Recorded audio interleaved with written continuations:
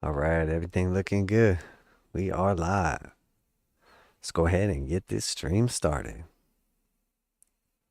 Welcome back to the channel, Crypto Trend Trader, with our Sunday evening market look ahead. It is 8 p.m. Eastern Standard Time on February 5th, 2023. And as always, before we get started, I'd like to remind you this is not financial advice. I'm not your financial advisor. These markets are extremely volatile, so please do your own research and trade responsibly.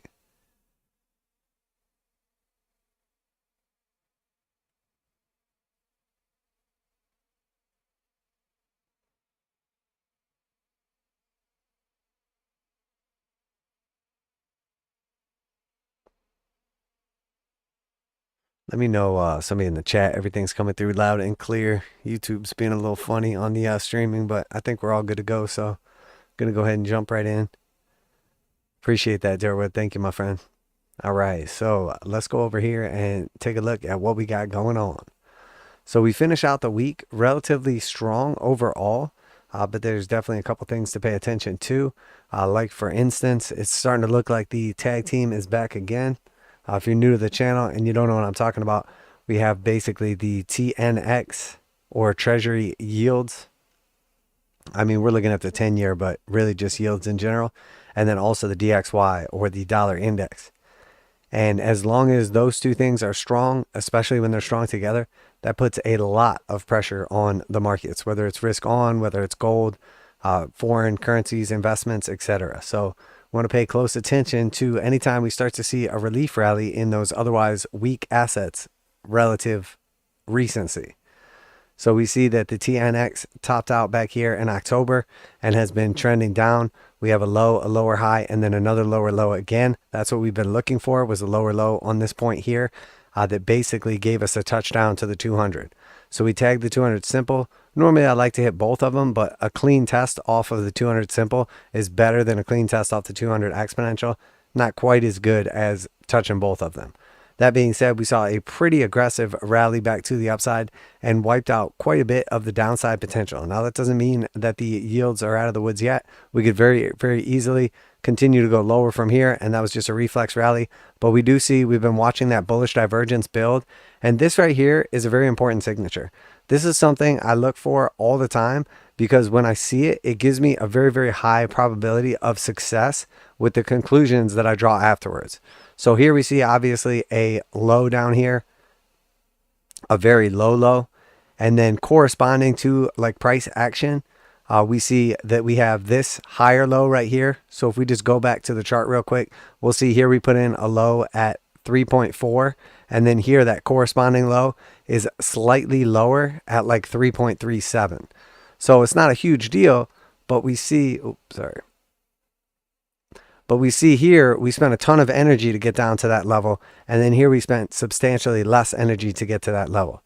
So what we're looking for when we're trying to identify divergence, or when we're seeing divergence play out in the markets, essentially what that is a divergence between the price action and the indicator or oscillator.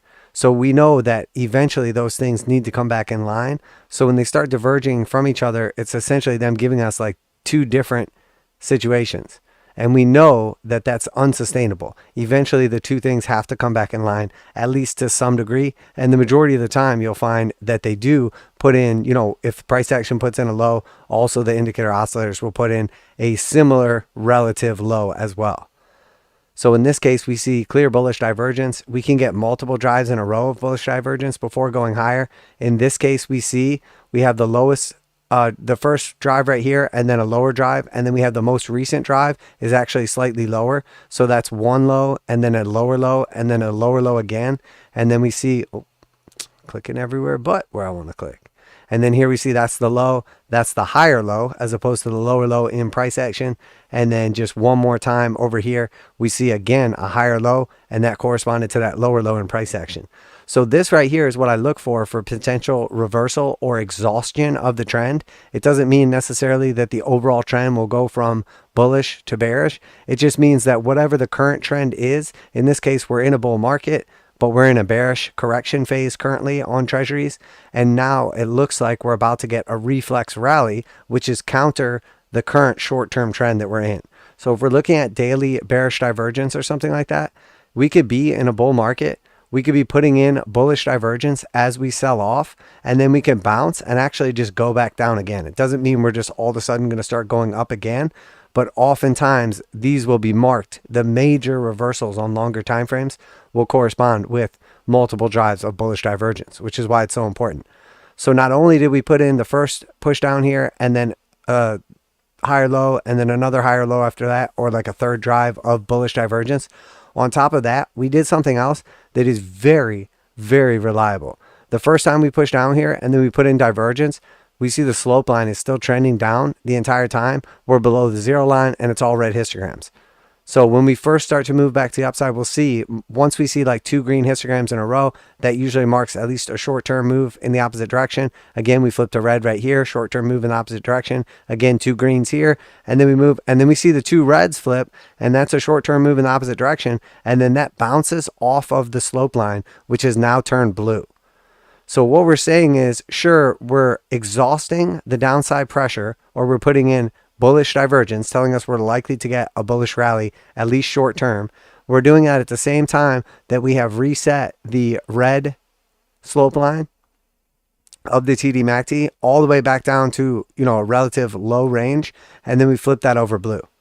So it doesn't mean this has to be the macro bottom. It doesn't mean we can't go any lower, but when this many things line up in a row, it gives us a very reliable signal. So obviously we'll look for confluence on our other indicators. We'll look for other similar markets telling us the same sign. We'll look for things like the moving average or touching the bottom of a channel, the heart line, whatever different things that are lining up telling us, hey, we're actually probably pretty close to at least a short-term reversal point.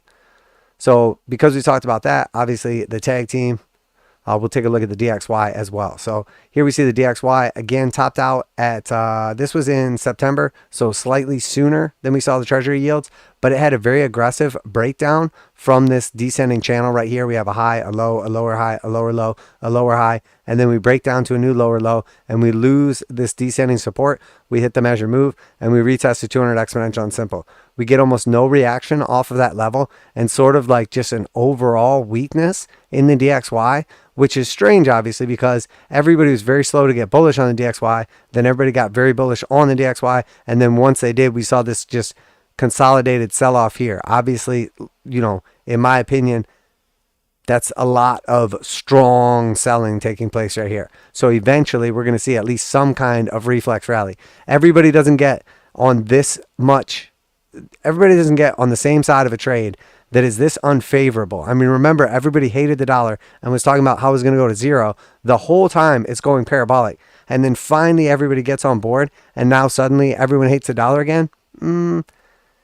Let's wait and see that out. So on top of that, we see once again, we just keep putting in higher lows on the histogram here and then a higher macro low. And then we keep putting in lower lows on the actual price action and then a much lower macro low. Again, we see bullish divergence playing out. And then this was our reversal. We didn't quite get down to our target. So maybe this still has a little bit of legs on it. We were actually hoping to go slightly lower down here to like that 98 level or so.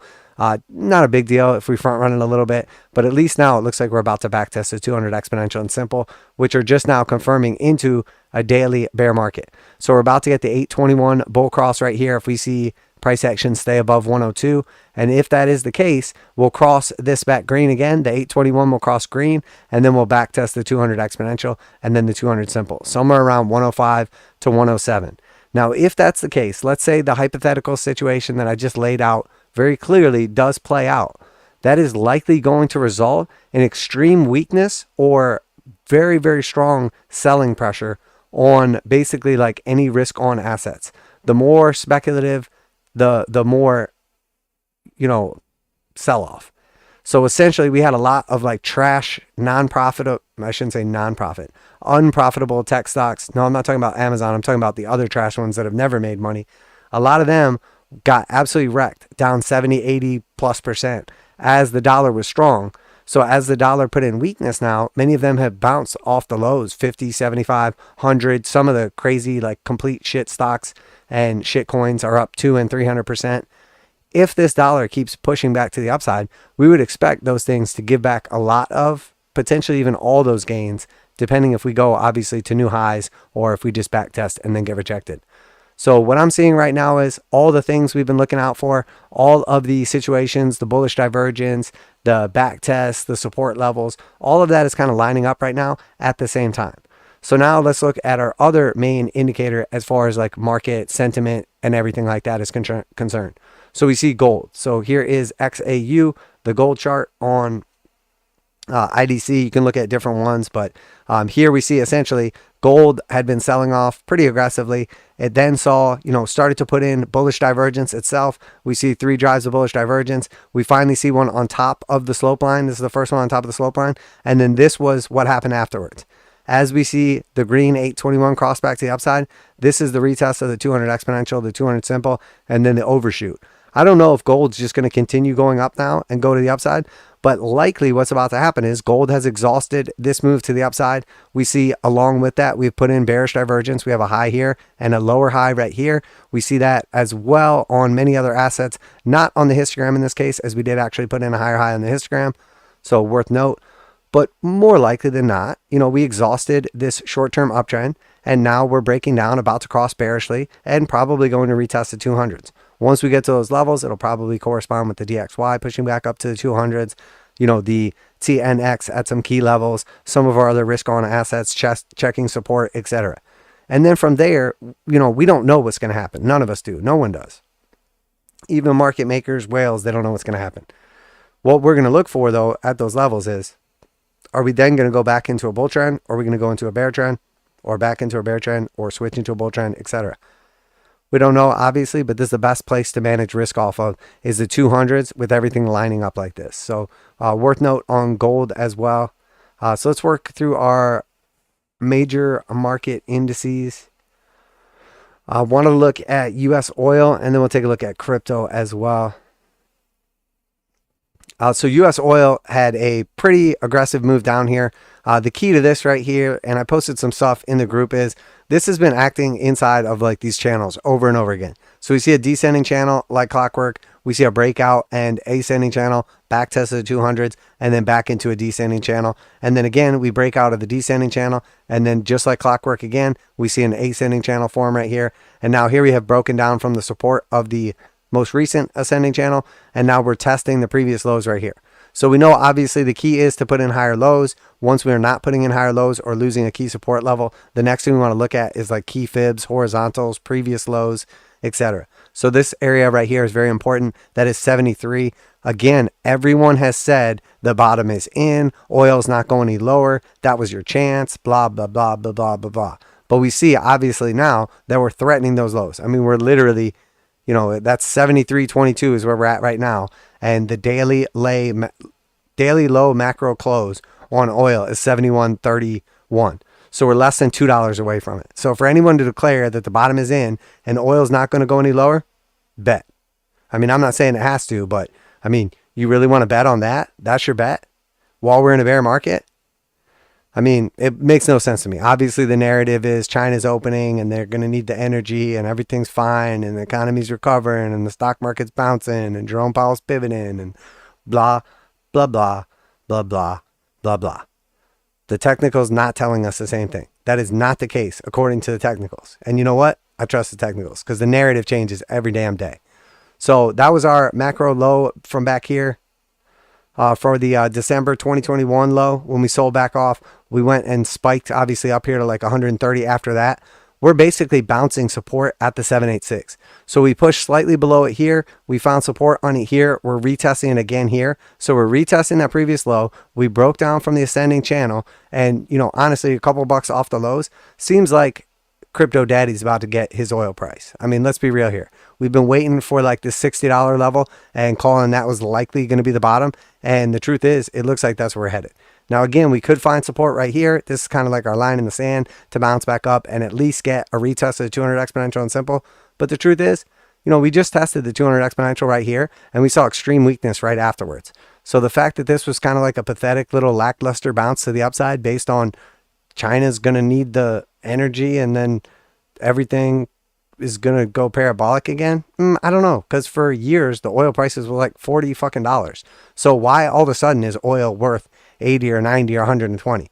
I just don't buy it. I think it's a BS narrative. I mean, it made sense when there were supply chain issues. It made sense when transportation costs were, you know, through the roof because of the oil in many cases, you know, but also like lack of boats to ship the oil or facilities to, you know, process natural gas or, you know, et cetera, et cetera. So the idea of, you know, saying definitively that the low is in on this stuff doesn't make sense to me. And we built the narrative way before any of this happened, essentially of the 4 horsemen. And the 4th horseman is a big spike in oil prices. And, you know, looking back at the long-term chart on this, which is one of my least favorite things to do. I'm sure there's an easier way to do this, but with that crazy spike, I don't really know what it is. But, you know, looking back at essentially, you know, this is like from, let's go back to 2000. This is 2000, you know, here. And the crash took us down to like $12. But at that point in time, you know, we have been consolidating around like 20 bucks for a barrel of oil. Now, obviously, inflation adjusted and everything like that, it would be higher. But then we ran up to the previous all-time high in 2008.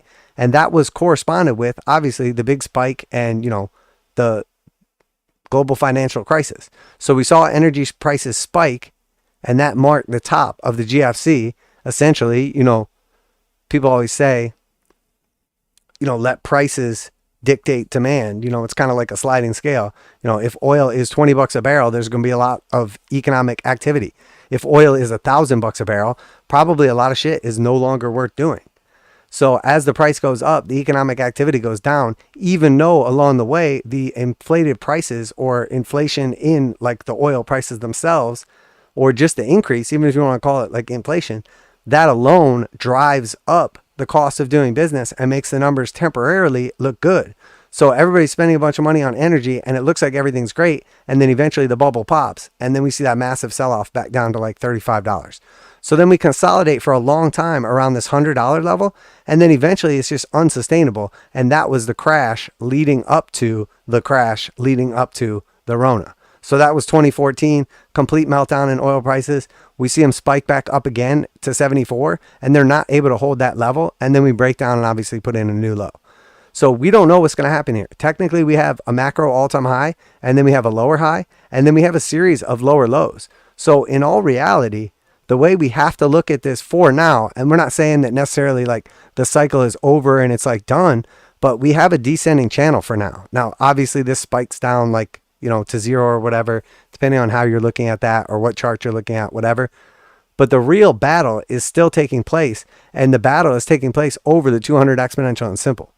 So we've made it down to the 200 simple now. 200 exponential is down here at about $64. We're seeing obviously extreme weakness as this was the 821 crossing to the upside. This is when I got very, very bullish on oil. And you may recall that's when Queen Kathy was saying oil was going to be $8 a barrel and they were just going to throw it on the side of the road because nobody wanted oil. And they were going to shut down all the oil manufacturing and everything was going to be, you know, powered by what, like farts and unicorns and butterflies and shit. Like, I mean, I don't know what kind of retard she is, but obviously it's ridiculous.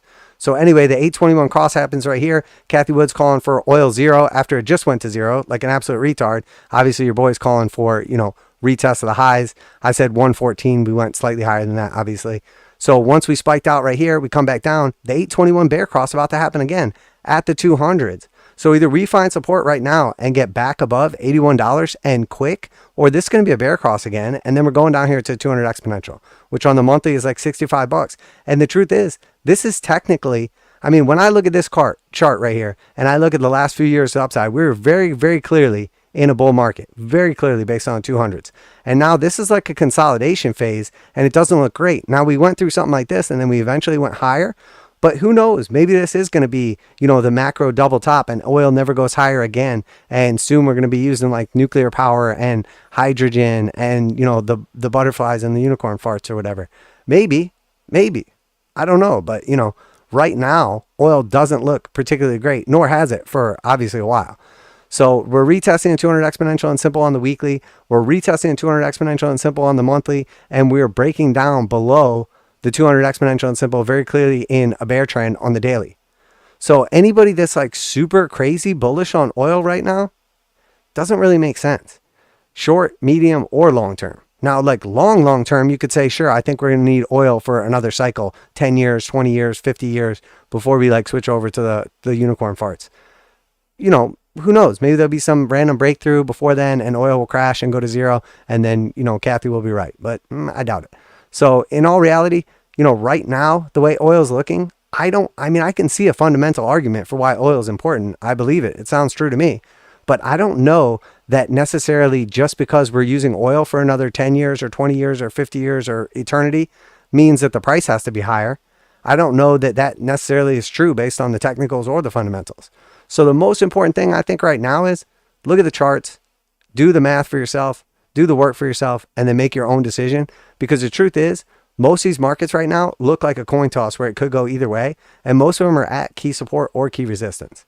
So speaking of that, let's take a look at the Dow Jones. Dow had gotten back on top of the 200 exponential and simple. 200 exponential is on top with a blue slope. 200 simple still kind of lagging behind, basically with a flat slope, technically still negative. We're on top of it, so that looks good. So it looks good. There's definitely a possibility that we just go into a random bull market and go back to the upside. But a lot of times also, we retest the 200s and then we're not able to keep that level and break down. So for me, the line in the sand is we need to stay above the 200 exponential and simple. And then obviously a confirmed breakout above like 34,569 is going to look good. And at that point in time, we're a couple percent from the top. So maybe we push up here and double top, but likely we're going to new all-time highs. And likely that corresponds with inflation coming back. So in my opinion right now, if you want to be bullish on the markets, on equities, on assets, on risk in general, you should also be bullish on inflation because those two things go hand in hand. The only way, in my opinion, the markets go higher right now is if they turn the money printer back on. And likely that's going to lead to inflation. Now, maybe they don't have to turn the money printer back on. And, the government just is doing like a bunch of dumb stuff, passing $1 trillion plans, and that causes more inflation or tightness in the labor market. Or maybe the inflation's already baked in and it just hasn't surfaced back up yet. Who knows what's going to happen? I can't tell you what the fundamentals are going to be, but I can tell you right now that if you're banking on things going to new all-time highs, also bank on the stuff you buy going to new all-time highs because it's probably because of inflation. And I don't think QE is necessarily coming back around anytime soon, but it doesn't just mean that the Federal Reserve has to fuel this next inflation bubble. It could very easily be the federal government. So SPY doesn't look nearly as good. It is back on top of the 200 exponential and simple. Everything looking a little bit toppy here based on what's going on. Obviously, we've been in this correction phase for a while now. A key for the SPY would be taking out that previous high at about 4,304. Triple Qs are next. So we saw a pretty big gap up right here. This is starting to look to me like an island reversal. We'll have to see what happens, but typically what an island reversal is, and there's some different specifics to it, but essentially you gap up. You have like a nice candle move to the upside, and then you essentially can't hold that level and start to move back down. Sometimes you'll just sell back off. Other times you'll gap straight down. But what it does is it kind of leaves like this little island right here that's kind of on its own, just kind of looks like an outlier. And basically what that amounts to is essentially it's a powerful move to the upside followed by like bullish exuberance, and then it's often, a V top or like, a blow off top essentially. So we're back on top of the 200s. We broke through key resistance. Everybody got bullishly exuberant. We broke above this. We should have the W pattern play out, the measure move. Essentially, that's what happened. We kind of underperformed it a little bit. Didn't quite make it back up to 236. Broke through a bunch of key areas. And here's the mentality behind this, okay? We break through a key resistance. Everybody sees it, whether it's the descending resistance, whether it's a 382, whether it's the 200s, whatever it is that everybody's seeing, or, the neckline of the W, whatever it is they're seeing, we break through that and either people close short positions or they get stopped out and this moves to the upside. Everybody buys into the breakout. And then essentially what happens is the whales use that as a liquidity event. They use the buying and the breakout and everyone's stop losses to then sell into. Because if you were short and then it hits your stop when it breaks through resistance and it pushes up, that makes you into a buyer. So now you have to close your short position, which means you have to buy back whatever it is that you shorted, whatever you borrowed, you have to buy back and return. So that's the closing of your position is you buying. And then on top of that, all of a sudden the selling comes in and then we go back down. And now after that, let's just say, for instance, this is a throw over, which is basically a breakout from a key level, a spike to the upside, and then it doesn't hold. And then we actually go lower. Oftentimes this will be used for everything we just said. And then on top of that, now the person whose stop loss just got hit, who was short, had to rebuy, and then we break back down. So then they have to re-short because they don't want to miss the move to the downside. So then they were forced into being a buyer, and then they have to resell their position, borrow the position and sell it again. And then that creates the momentum to break through a key support. In this case, we touched like 3 times on the 0.5. Doesn't have to happen, but it's worth paying attention to. The opposite of that will be a break to the downside, and that's just called a spring. So we have a spring, we have a throw over, essentially the exact same thing, just in the opposite direction. So next we have the Russell. So obviously the Russell broke through that key resistance. We saw that, spike to the upside. We'll have to see, obviously, if it can hold this level. The measure move should have taken up substantially higher, but we know obviously the Russell has been underperforming, and there is this consolidation period right here as well. So chewing through that's going to take a little bit. If we would have just dropped straight down from here and then just continued to the downside, we wouldn't have this price action here to kind of hold us up when we try to push back up. So again, same type of thing where sure, short term, it's looking like we're maybe going to flip back bullish. Sure, short term, it's looking like gold maybe going to break out and go to new highs. And then all of a sudden you have like the dollar and the TNX and all of these other things looming that are kind of like, wait a minute. Like, did we just use up all of our energy on this recent bounce and that's it? All the selling that took place in the dollar and all the movement down in the yields, and these are like the bounces that we got off these assets? That doesn't look bullish to me. We got to be real careful here. Also, XLE energy, obviously we see weakness as oil prices selling off. Nat gas, we're getting through like, the scary, difficult winter. All of a sudden people are realizing like, hey, wait a minute, maybe we're not going to be getting rid of oil and nat gas and just energy in general because that's, quality of life for humans. And not a lot of people willing to vote for their own quality of life going down. People will definitely vote for other people's quality of life going down, but not for their own.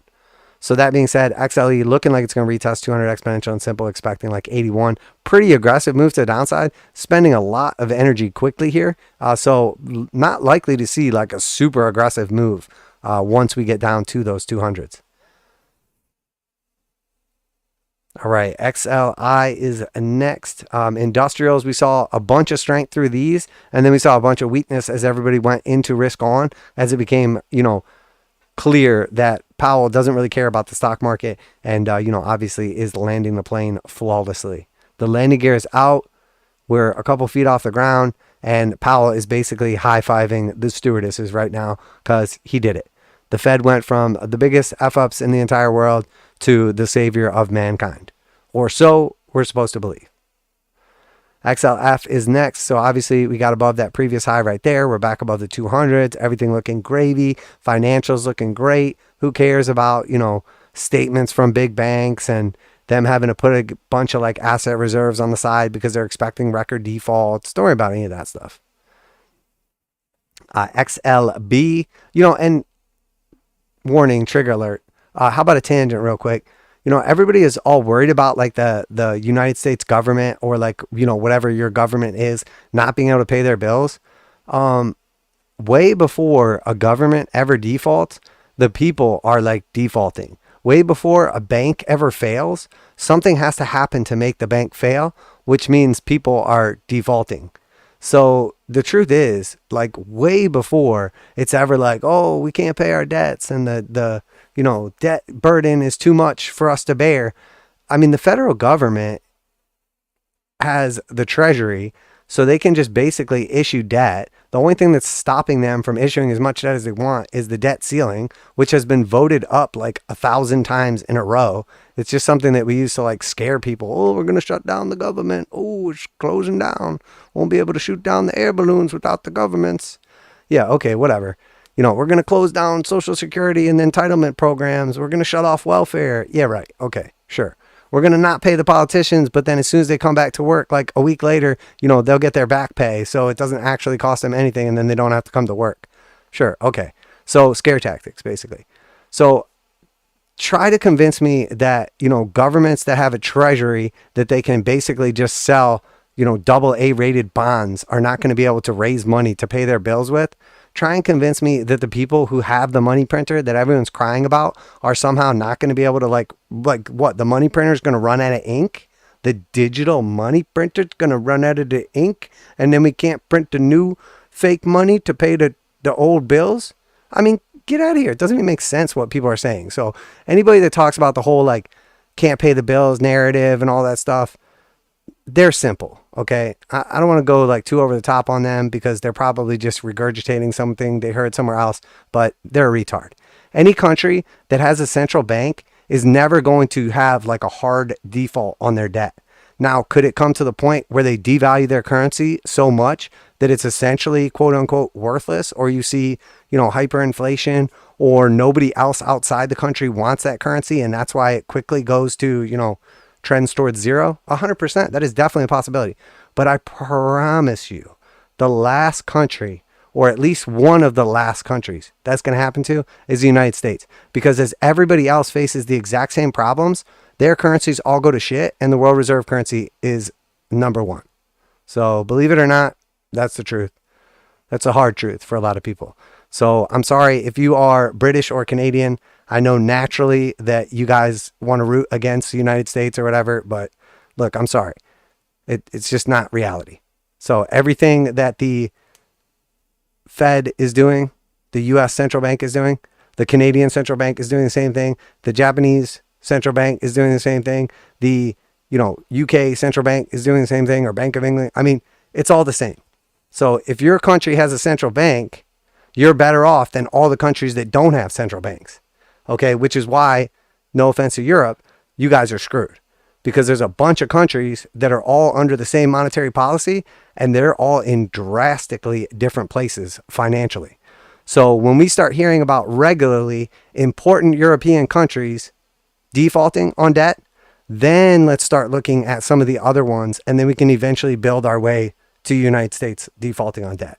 But as long as it's still double, A rated, and we got the Fed and all that stuff, come on, guys. Come on. But you all know that. I'm preaching the choir over here. All right, so XLB materials, testing key resistance, trying to break back into the bull run. Again, starting to put in bearish divergence here as we've had some pretty aggressive moves on a lot of these assets or market sectors. XLP, consumer staples, we're seeing the weakness in consumer staples. Essentially what that is, this is a safety area. So people are moving away from safety, and then they're going into like that risk on speculative stuff.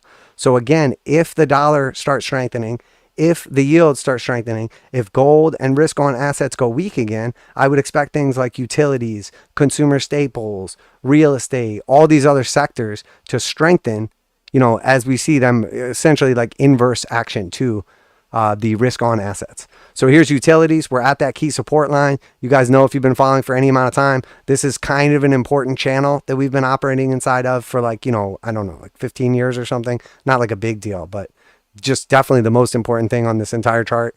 And we're testing the bottom of it again. We have this little fake out here. We came down perfectly to 382, got a nice little bounce up to a lower high. So in my opinion, I always favor support to hold, but the more times you nail it, the more times you are to break through it. So if we lose this 236, we're very, very likely coming down to the 382 and then probably the 0.5. This is the measure move. Do I think we're gonna hit the measure move? I don't know. We did it like this time when we broke down back in 2020. So it's definitely possible. If this wasn't on here, if this like capitulation didn't happen outside the channel, I would be much less inclined to say like, yeah, be careful of that massive measure move. But it did just happen like not that long ago. So not crazy to think that like, we propped it up, and then eventually it just tells the truth again. So I'm looking at initially the 382, 62, after that 0.5, 58. But if we see the DXY rally and TNX rally, there's definitely a possibility that all of a sudden yields jumps back up, and before long we're back at new all-time highs. So this is likely, the safety sectors are likely to move with the DXY, which is likely to move in line with treasury yields as well, not actual treasuries. All right, so then XTN is the next. And keep in mind that tax loss selling that we were talking about all through November and December all played out perfectly. And a lot of that corresponded also with what we see playing out with, essentially people just buying back into treasuries as the new year starts. So, it was like the worst year in history since like the blah, blah, blah, blah, blah, random statistic here for treasury markets. So naturally people think, well, that was the worst year ever. So I'll just buy, I'll buy the fear. Like everybody says, I'll be Warren Buffett. Sure. Okay. Maybe. So that being said, XTN transportation, descending broadening wedge. We get the break. We're starting to get that measure move. We're back testing the 618 internal retracement from the cycle high to the low right here. Seems like a key area to watch for a potential top. We'll see. Obviously transportation tied directly to prices for oil, energy, just in general. So worth paying attention to. What was I going to say about transportation? Oh, the transportation's very, very, very cyclical as well. So as we zoom out here, as I click literally everything but what I mean to. As we zoom out here and we look at this, we can see a very clear expansion cycle, and then, you know, compression cycle, expansion, you know, compression, expansion, compression. So the real question is right now is, you know, this compression that took place, is that done now? And now we're about to go back into an expansion cycle? Well, we know obviously the key to every expansion cycle is the 821 bull cross. Then we see the bear consolidation, the 821 bull cross, the bear consolidation, the 821 bull cross. Over time, this trends to the upside, obviously. But the key is this move right here, this reflex rally that got us back on top of the 821, is this going to be sticky? Are we going to stay above the key area of like 76? If we stay above that, you know, and granted, this is a brand new candle and we just went parabolic. If we stay above that, it's going to look like we're about to go back into expansion. So again, probably has something to do with energy prices going back up or inflation coming back around, you know, because obviously we need a booming economy if we're going to be transporting stuff.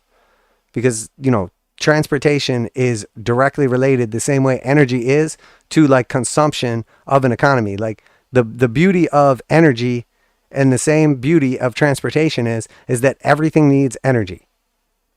And the same with transportation. No matter what you're making, what you're creating, what you're, you know, selling, you need to transport it to where it needs to be. And that includes energy itself. Now, obviously for digital stuff, that's not necessarily the case, but, you know, I refer back to energy for that. So this is a very important thing potentially happening on the longer term monthly transportation chart right here. If we stay back above this level, and nobody else knows this because no one else knows how to use the monthly time frame. So we're at a huge advantage that we're the only people in all of Earth, probably space as well, that knows how to use the monthly setting. So I highly urge you to take advantage of that secret sauce. All right, next we have XLK. So tech in general, backtesting that key resistance right here. We did see like that technical breakout of the descending channel, descending, whatever you want to call it, the 200s, everything, backtesting key level. We see also though, we did spend, and this is something I didn't really touch on today, but we have talked about quite a bit.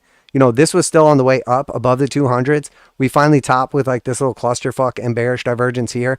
And then again, we bounce the bearish control zone all the way to the bullish control zone. So all the way from the green, all the way up to the red. And that's our top because now we're in a bear market. And then we sell off aggressively to a new low. And then that's our bottom. And then we move back up here. And then we're in the bullish control zone again. That's our top. So we're now selling rips instead of buying dips. So the buying signals are not nearly as reliable now as the selling signals. And then again, we sell off to a new low, buying signal, obviously neither one of them is respected. And then finally it is, we rip up here. And then we see now we're close to getting that selling signal again. You know, as we've technically gotten a breakout, whatever, maybe that's the beginning of the bull market, but we should definitely be cautious at those areas. Most people's problem is one of two things. They can't flip from bullish to bearish, or they can't flip from bearish to bullish when the market changes, or they just get completely frozen. Like a lot of people that happens to.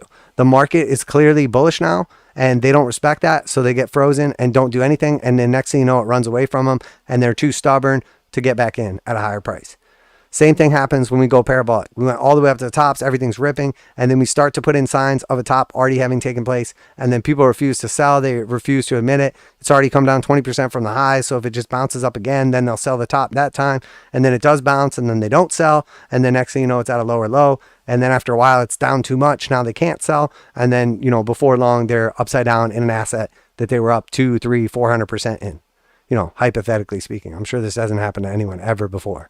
Especially not, you know, anyone listening to this. It happens to everybody. It does. And it's a very important lesson. You can either learn from it or just keep getting, you can keep not learning from it over and over again. XLC communication. So obviously the big like meta burst and everything like that. This is funny too, because we talked about how oftentimes the most beat down sector will then overperform. And that's essentially what we saw happen from communication. Is meta now all of a sudden great and everyone loves it again? Or do they love it because the price started going up? You know, spoiler alert, they love it because the price is going up. everybody hated Meta the whole way down, and the trash and the burn and the waste and the everything about it and the metaverse and the no legs, and it was all junk.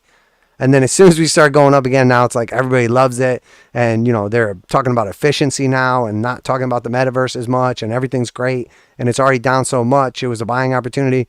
Sure. Okay. Sure. That's the beauty of fundamentals, is they always change to match the narrative. There's nothing that you can fall back on and say, well, wait a minute.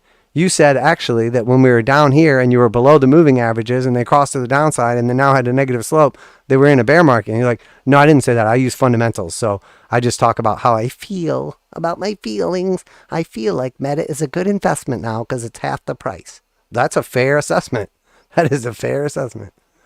So XLY is next.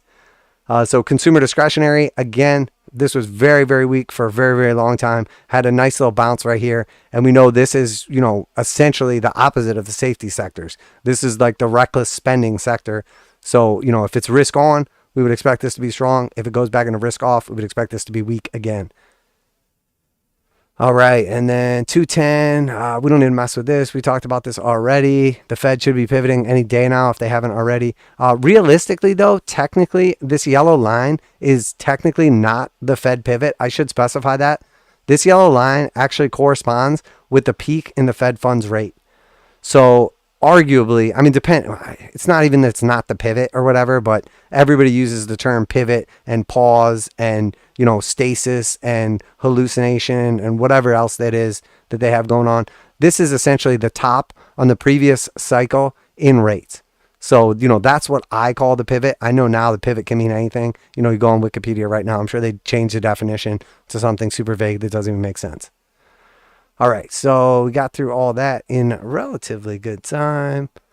What do we got going on in the comments over here? What's up, Hex Evolve? Good to see you, my friend. When it reaches a $60 mark, we will rename it Daddy's Oil. That's right. That's right.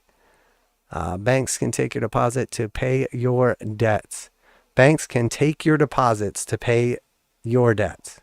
Banks can take your deposits to pay their debts, I think is what you mean to say. And depending on the laws where you live, you know, it's a difference between a bail-in and a bail-out. A bail-in is when the banks take your money and pay their debt, and then they offer you essentially like common shares of their stock, which is obviously worthless because they basically defaulted or they wouldn't have to take your money. As opposed to a bailout is when like the government steps in and pays those debts. Depending on what country you live in, though, likely your deposits are secured or at least backed by the government. Essentially, it's like an insurance. It's like government insurance on your account. Now, you know, up to $250,000 per account in the United States.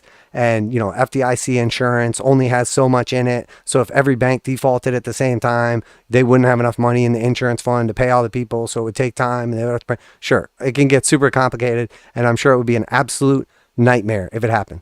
But it's not going to happen because the banks are fine. They're in great shape. They're doing phenomenally well. So it's just not going to happen. What people don't realize is during the pandemic, in the various stages, the key players in like the world economy / like conspiracy / like, you know, tinfoil hat, whatever, all got various bailouts. So when all the people and the businesses, quote unquote, got bailed out, all the money went from the government, from the treasury into the banks and then to the businesses / people. So what do banks do when they get money? They take a cut. So the banks got a shitload of money. They got bailed out already.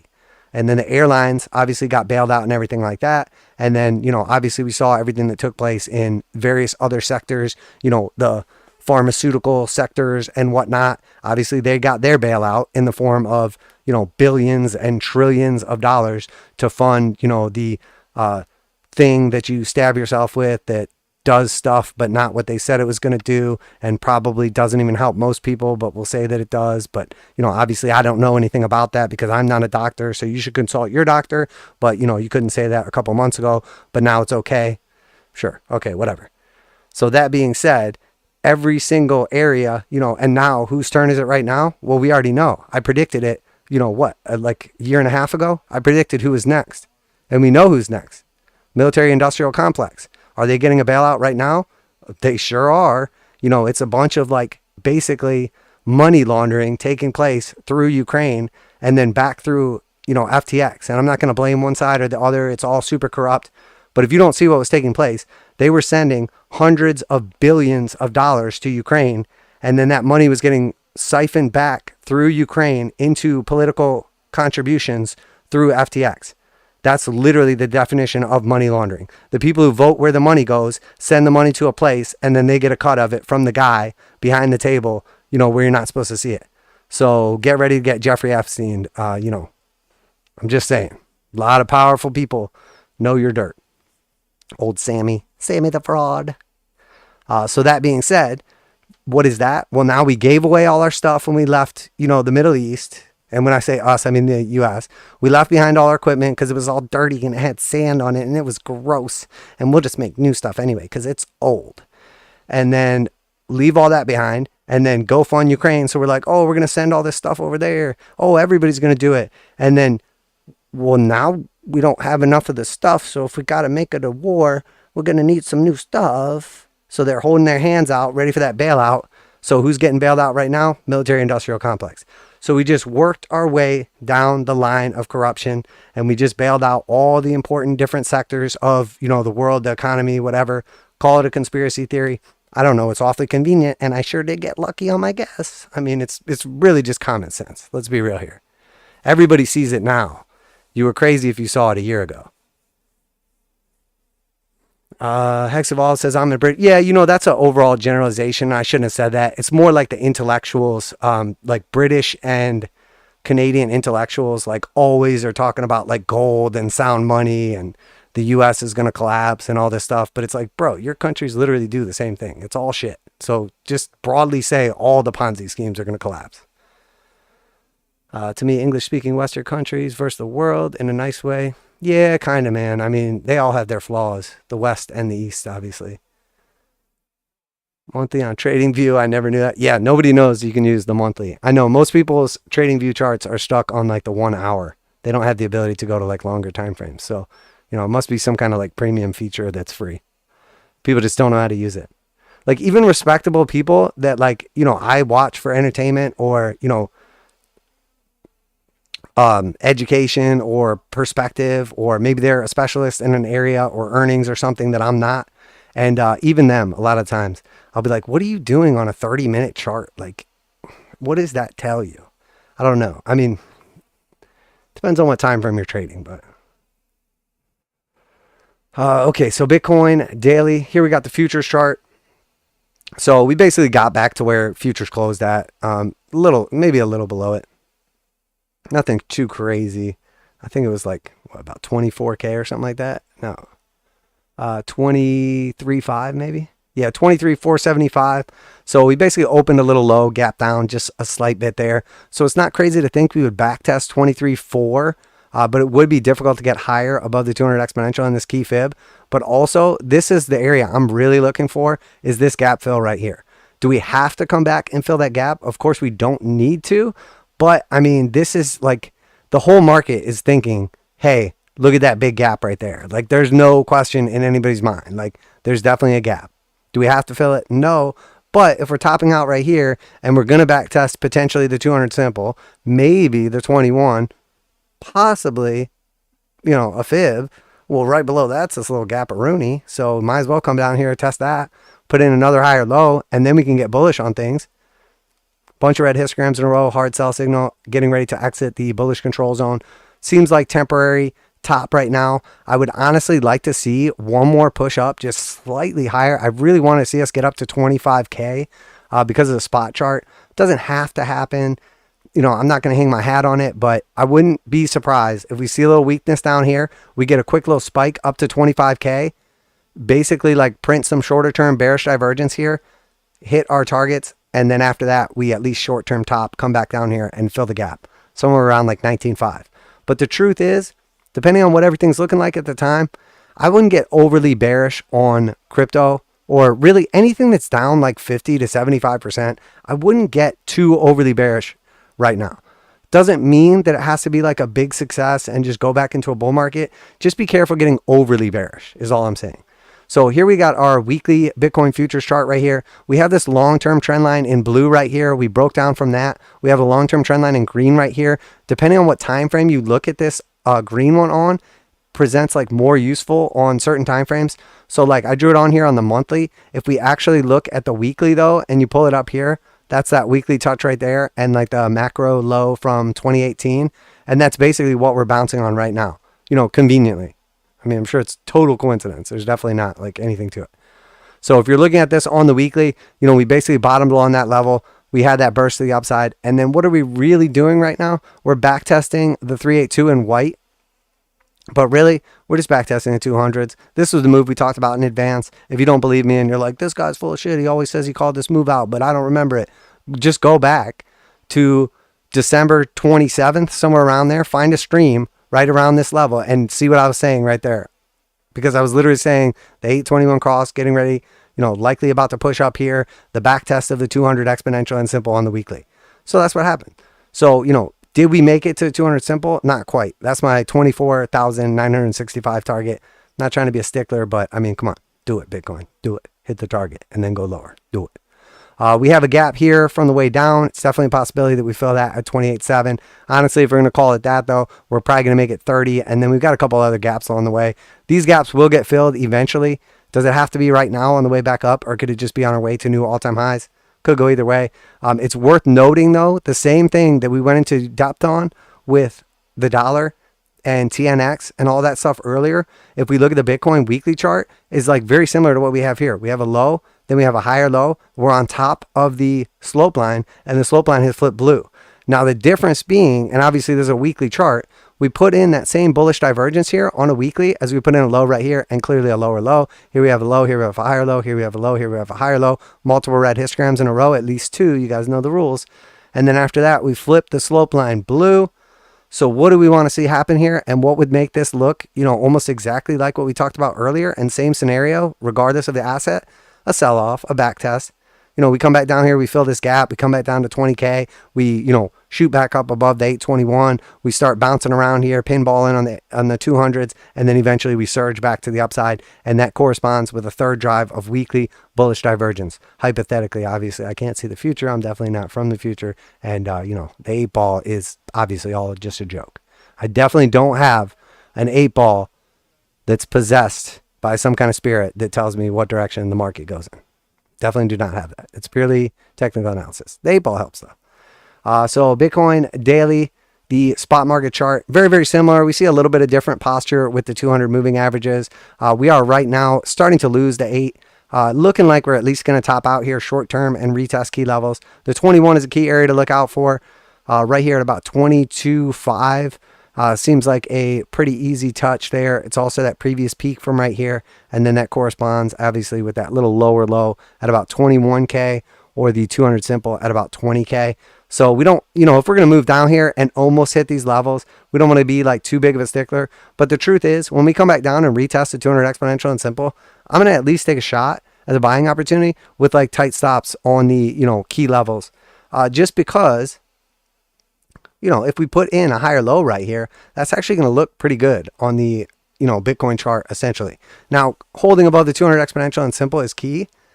But if we're oscillating around that level, you know, I figure if we sell back off here and break back through them again, I want to be a buyer because we're going to at least try one more time to get up in them, and then I'll be nicely positioned. And if not, you know, we'll come back down, I'll get stopped out at my entry, and then basically just get a free trade that didn't work out, which is beautiful.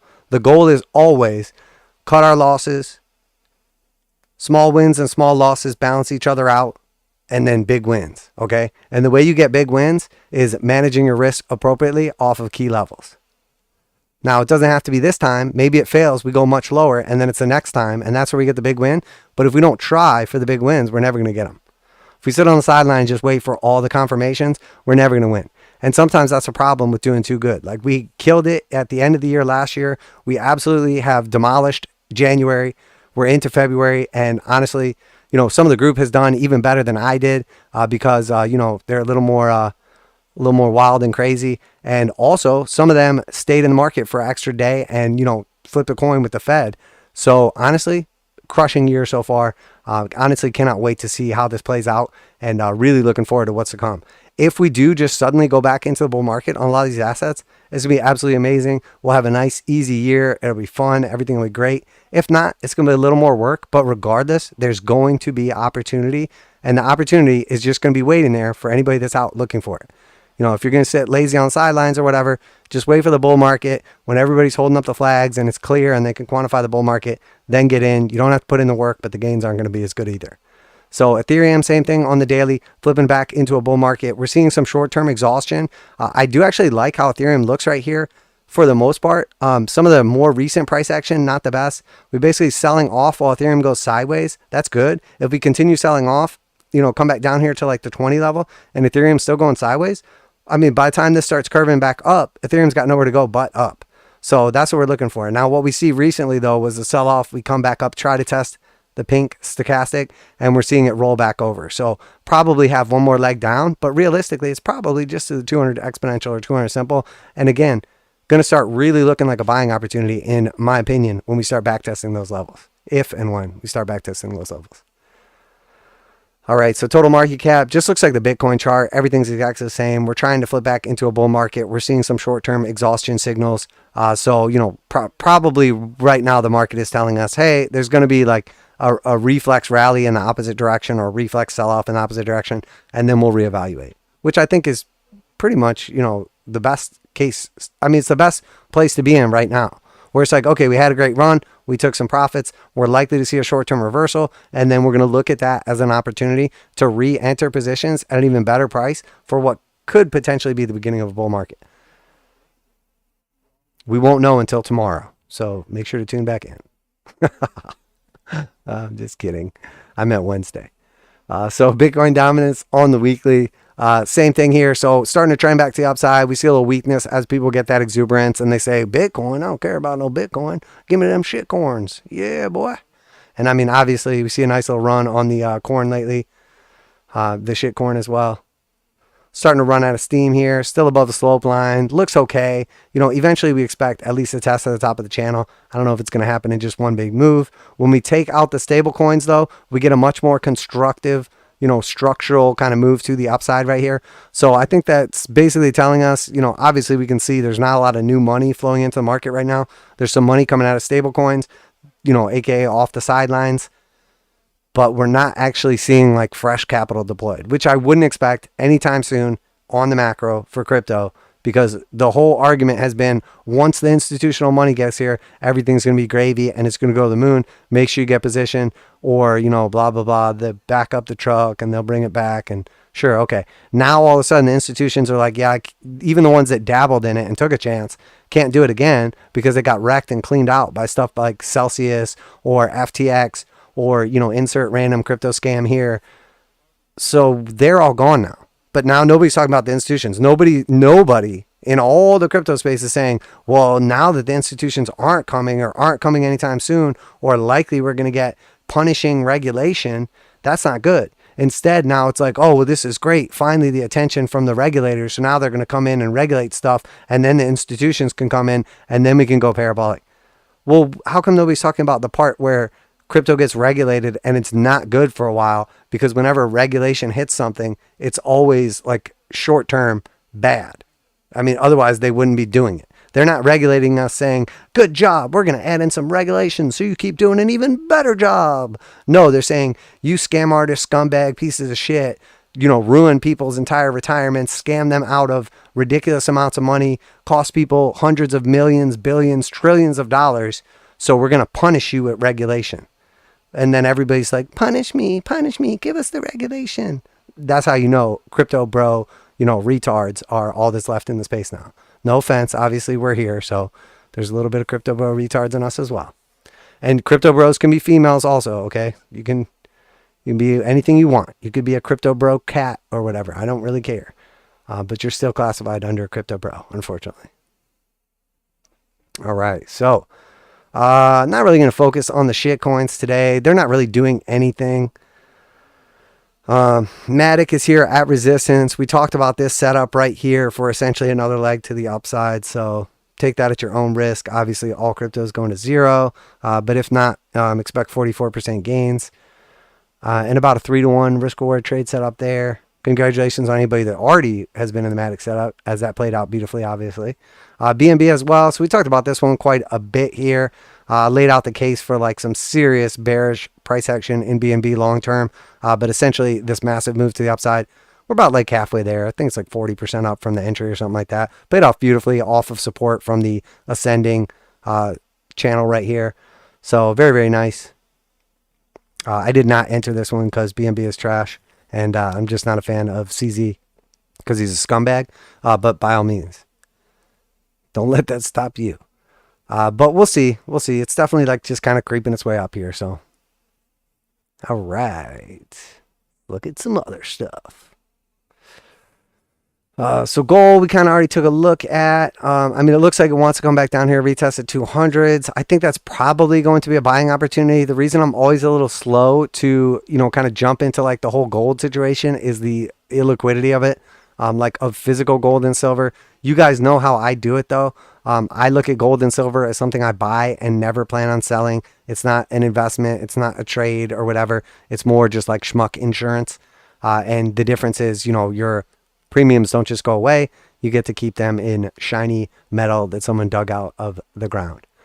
So, you know, I think that most people should probably look at them that way. If you're going to trade them with paper. But one thing I like to do, and obviously this is not financial advice. I'm not your financial advisor. These markets are extremely volatile. Please do your own research, trade responsibly. Whenever I make some trading profits, I like to take some of those profits and spend them on random stuff that makes my life feel good or makes me feel good, realize those gains, and then it creates like positive stimulus for me to do that again so that I can enjoy the fruits. And I also take a percentage of my wins and I buy gold and silver periodically. Now, I try to time it a little bit here and there, try to do it, you know, opportunistically. But the truth is, it's more about just periodically investing gold and silver on a regular basis as more of that schmuck insurance or like a protection against inflation eating away the value of our wealth. So silver, speaking of it, obviously topped out here at the top of the channel. We've talked about this macro channel going all the way back to $50 and the all-time high right here. We talked about the macro, you know, cup and handle, the wedge, the breakout, all that stuff. We've laid it all out in extreme detail. There's no new information. We topped out where we expected to top out. We're back testing the 200s. In my opinion, this doesn't matter. What gold does matters. And then silver will just be its little like, you know, NPC, like follow along. So GSG, commodity energy combination. So we did come back up here. We did get the rejection off the 200s. We did get the rejection off of the channel that we've been consolidating in. And now here we are revisiting the lows. And you guys know we're expecting that next leg down to about 18. That may be at least a scalp opportunity off that level. But realistically, I'm expecting us to come down closer to like that 16 level. Does it get there? Do we get the 382? Do we get the ideal buying condition? Maybe not. I'm not going to get too greedy on this one. We'll see what the market looks like at the time. But I think realistically, we're going to see at least some form of a scalp setup off of that 18 level. And then we can start dabbling back into that. Because we went from being very overweight on energy and commodities to essentially being, I don't want to say underweight because we're still overweight compared to like most, but overweight relative to where I would like to be. Which is fine because obviously the reason we're underweight now is because we made massive gains and took massive profits. So LNG, Cheniere Energy, consolidating at the 200s. I mean, it's possible we get a move up from here, but this looks like, to me, consistent rejections. When we do consolidate at support or resistance, we're more likely to break through it. But we're kind of just like consolidating at a support and a resistance. So it could sort of go either way. I would be inclined for like a sell-off that gets bought up aggressively, puts in a higher low, and then we see a push back up here to like an internal retracement because this has relatively like underperformed in my opinion. We sold off about 61.8% level, maybe slightly more, created this sort of like ascending, broadening wedge. What I would like to see is at least an internal retracement back to the 618. Now it is possible the 50% and that's it and we're done, but I think there's pretty good possibility we're going to back test up here like 162 again, which is about a 10% move from where we're at right now. So when we do get that sell-off, let's say maybe somewhere around the 618 could be a decent buying opportunity if we were going to take like a stab at this. What I'm looking for when I say like exhaustion and a wick is either buying pressure to come in at a key level, like we sell down to the 618 and then a big wick like comes in, it looks like it's going to sell off a bunch, and then buying pressure comes in and we close like a daily candle back at or around the 618. That to me is a buying opportunity. We're back on top of the slope. We have basically a knife pretty aggressively angled towards the downside. We're likely going to get a spike down that corresponds with that. And then that's when I'm going to look for an opportunity to scalp this back to the upside. Does it have to happen? Could we just sell off and this thing just melts down? For sure. I'm looking for some initial signs of at least a temporary reversal before I enter the trade. But we should be able to get this at a pretty nice risk reward ratio of 5-to-1. 15% upside back to the 618 with like 3% downside. And I'm talking about a close, not a wick. If we wick down here, I'm not going to just say I don't want it. I'm looking for it to actually close below this to invalidate the trade setup. So if we close at the lows right there, I'm okay. I might even enter off that level. But what I'm really looking for is basically just a higher low right here so we can get that extra move up. If we put in a lower low based on a daily close, everything we just talked about goes out the window, and we just have a high, then a low, then a lower high, and then a lower low. I have no interest in this, at least on the short term, if that happens. So Mosaic backtesting at 200 exponential and simple after that crazy manipulation. Accident. Error. Glitch. Whatever that is. And we're just going to pretend like it didn't happen. Nobody's talking about it anymore. It's not like people lost like hundreds of millions of dollars with all this stuff that happened. Don't worry about it. It's fine. Just look the other way. So we'll see what happens here. Obviously, a little on the bear side. We put in a low right here. We have a high, a low, a lower high, a lower low. We're likely to put in a lower high. We'll see probably somewhere around this level. And then after that, potentially the 33 level we've been waiting on. So HD, Home Depot, shot through that level. Been having some real trouble, and this has been a serious underperformer right here. This thing had the exact setup that a lot of the other Dow stocks had as well. Really just a lot of stocks in general. Had this beautiful setup, a big W, a clear resistance, all the opportunity in the world to just surge to the upside. Failed the first time with that gap up and just sold straight off. And then here we did it again. We gapped up, and it doesn't look like it's sticky. So to tell you the truth, at this point in time, we're basically break even here. I don't like this trade as much as I liked it before, just because there's been too much indecision. We are still on top of the 200. We're still on top of the 200 simple as well, 200 exponential and simple. We're basically at the entry point right here. It's 21% upside, 8.5% downside. So it's not the best trade setup to begin with, 2.5-to-1. We're technically in a bull market because we're above the 200 exponential and simple. They both have positive slope. We'll see. We'll see. I don't love how weak Home Depot has been relative to the other things that have performed through this setup. A lot of them already hit their targets. So AMD is next. Obviously, we're watching the breakout. Earnings came out. Everything was good. Everybody's gravy. This thing played out pretty well so far. I did not take this one.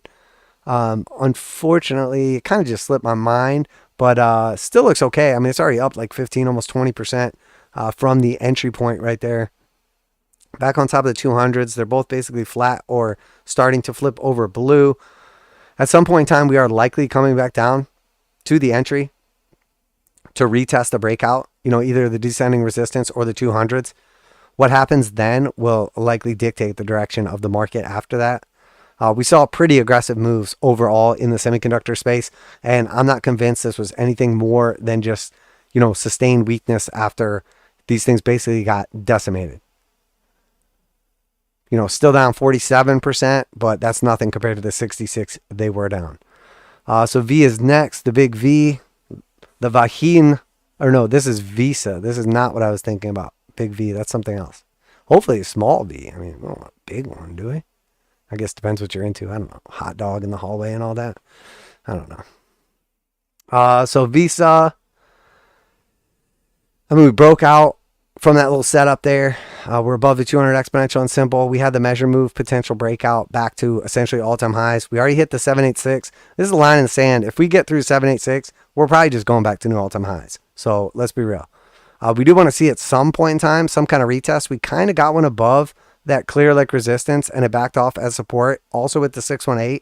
But we do want to see, I don't know, we kind of did already get the retest of 200s right here, and it held and pushed us higher. So maybe we already saw that. As long as we're putting in consistent higher lows on this thing, we've already broken out of a descending channel. We're in the process of hitting the measure move. Honestly, it's looking a little tired on the indicator oscillators, but this thing looks good. It really does. I mean, and at this point in time, it's like, all right, well, we're 9% off the highs. So you can just wait for new all-time highs, blue sky breakout if you want. I'm personally going to look for a pullback on this to maybe add. We'll see. So Lulu is next. Same thing we talked about kind of with Home Depot, but just like slightly more bearish. We broke out of this descending channel. We started forming this ascending channel. We're at support. We kind of bounced it. But the problem is we're actually like consolidating below the 200 exponential and simple, which is not what we want to see. We left this little gap behind right here. So maybe we're going to push back up here to 370 and then close that gap. And then actually like this is going to be a rejection. I don't know. We'll have to see. Right now, we're basically just consolidating essentially in, I mean, it's not quite like an actual like triangle, but you know, lower highs on the top and higher lows on the bottom. So we're basically just like in a flag right here. And because the lead in was to the downside, the consolidation has favor to break to the downside. So we're at the bottom of the pattern. So it looks like we're going to push back to the upside before the pattern, you know, before the pattern breaks. Now, if the pattern breaks, obviously, well, no, we didn't push the upside. But if we do, you know, that basically takes us up here from the entry to like 18% gains, which is not as favorable, but it's very possible we go up 18% and then we come all the way back down and then maybe even break and go back into a bear market. So again, really wanted to see this hold above the 200s. I don't love that it's consolidating below them. I don't want to write it off just yet, but the truth is this trade setup looked a lot better when we were consolidating above the 200s than when we were consolidating below them.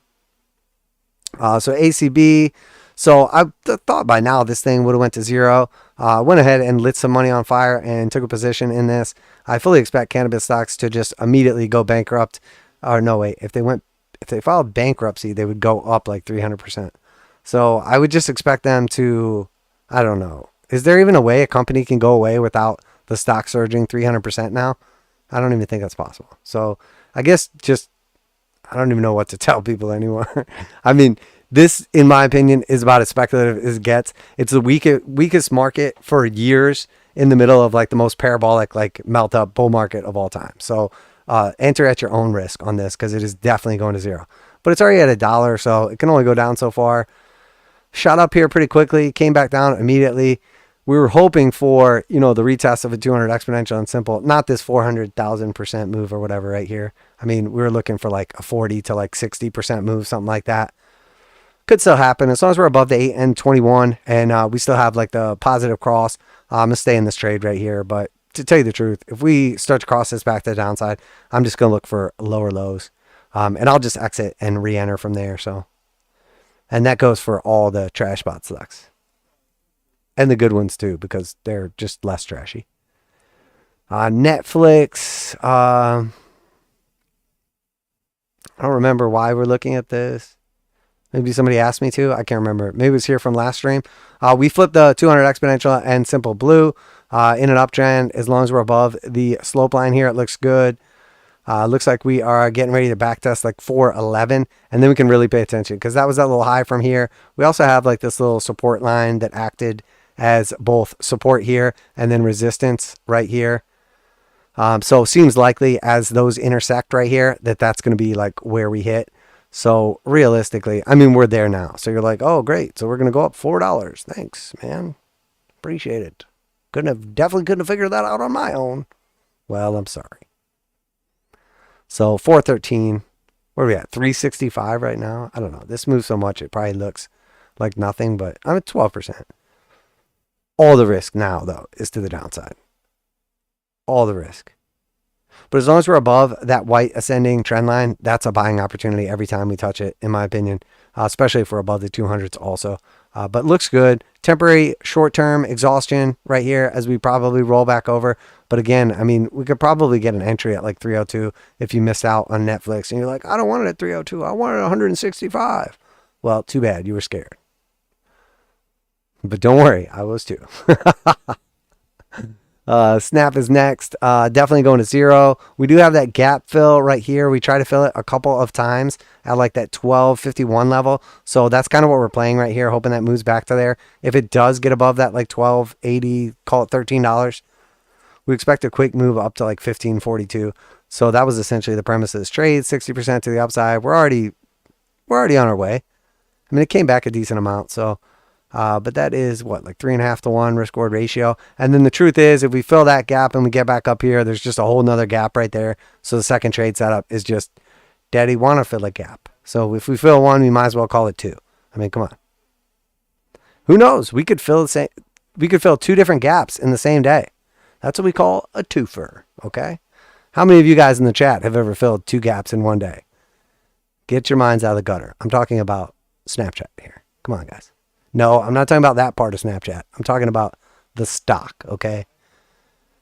I want to know what you see on Snapchat Premium.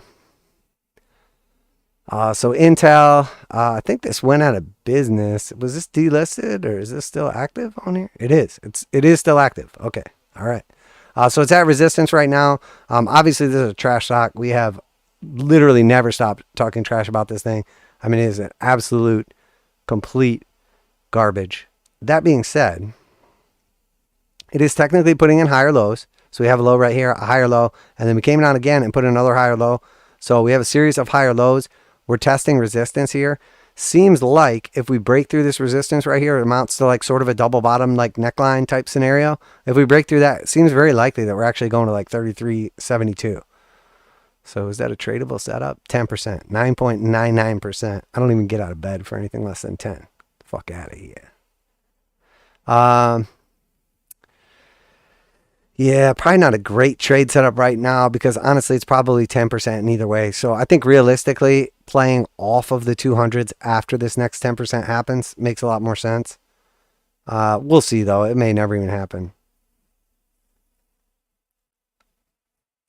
Yeah, we'll see. It's Intel, so you don't want to get stuck holding the bag for another 30 years on that one. Hasbro. So we have the higher low. We kind of lost a slope line here. We're trying to reclaim it. The 821 bear cross took place right here.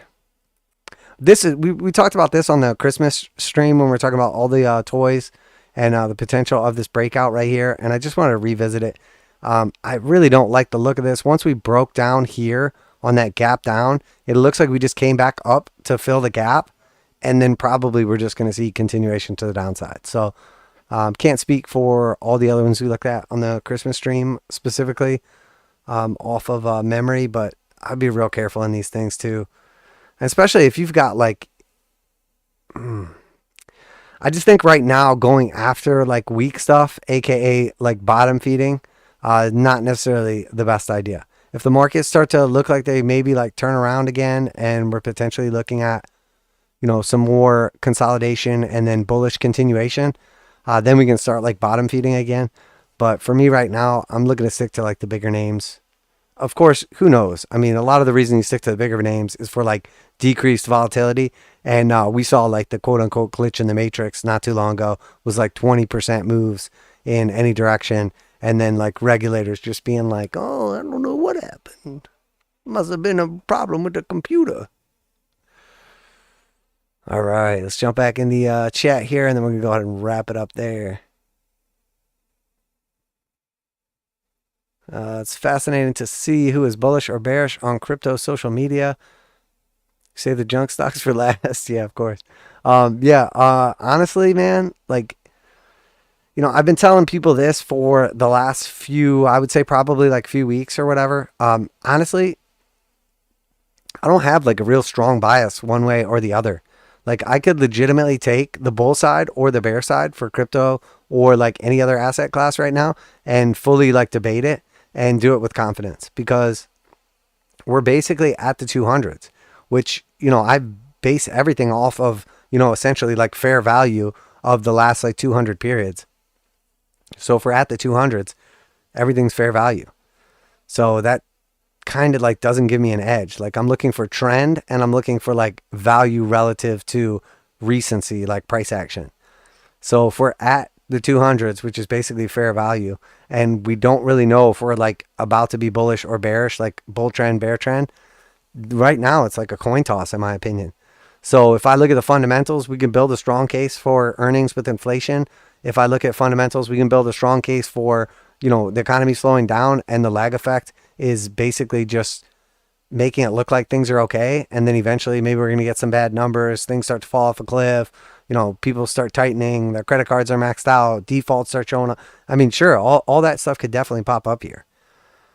But we'll see. I mean, who knows? If inflation suddenly comes back again, we could see markets at new all-time highs while people are at, you know, poorness is at new all-time highs, or however you measure. I don't know how you measure people's poorness.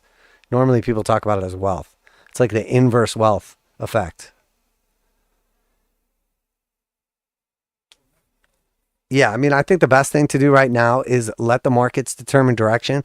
Look for favorable trade setups with as little bias as possible, you know, shorts and long setups. Stick to, like, you know, stronger assets if we're looking to long and weaker assets if we're looking to sell. But we got to look out for those squeezes too on some of like the trash stuff. So there's like that fine line. I talked about it like plenty of times over the years, but I don't ever really like short anything that's like under $10 because there's just way too much possibility for it to just go like parabolic. So when it comes to penny stocks, I have no interest in shorting them. If something has gone from like $300 down to 10, like why? Why go for that last little itty bitty bit? Nothing ever like, you know, nothing ever like goes to zero the same way like that it kind of used to, I guess. Because there's always like the idea of like the short squeeze and sticking it to the man.